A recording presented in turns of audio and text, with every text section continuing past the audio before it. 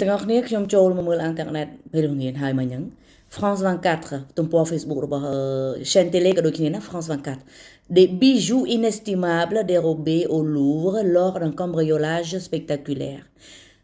ក្នុងពេលដែលមានការលួចដ៏អស្ចារ្យ spectaculaire បានន័យថាមិនគួរឲ្យជឿលួចអស់ dérobé បានន័យថាលួចហ្នឹងឯងត្រូវបានលួច bijoux inestimable គឺគ្រឿងអលង្ការដ៏មានតម្លៃដែលមិនអាចកាត់ថ្លៃបាន inestimable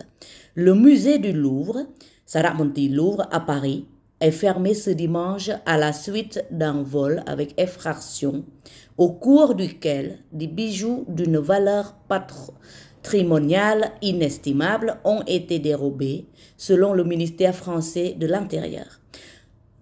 តាមនាយករដ្ឋមន្ត្រីឬក៏ក្រសួងមហាផ្ទៃបារាំងកាលពីថ្ងៃអាទិត្យនឹងឯង suite à la suite d'un vol ក្រោយពីមានការលួចជាមួយនឹងការវាយបំបែកកញ្ចក់ផង effraction បានន័យថាលួចដែលមានវាយបំផ្លាញកញ្ចក់ណា Musée du Louvre ត្រូវបានបិទទ្វារនៅថ្ងៃអាទិត្យហ្នឹងពីព្រោះដោយសារអីដោយសារមានការលួចនឹងឯងហើយ valeur patrimoniale inestimable បានន័យថា bijou គ្រឿងអលង្ការនៅក្នុងហ្នឹងគឺមាន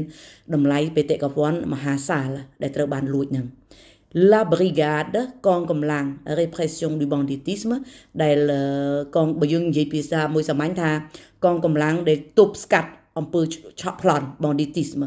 a été saisi ត្រូវបានគេប្តឹងហើយក៏បើកអង្កេតបើកការស៊ើបអង្កេត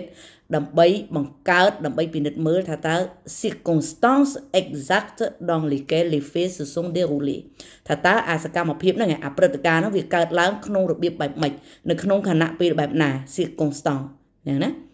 et parvenir à identifier les auteurs du vol ហើយសង្ឃឹមថានឹងអាច parvenir à នឹងអាចរកឃើញនឹងអាចកំណត់អត្តសញ្ញាណចោរលួចបាន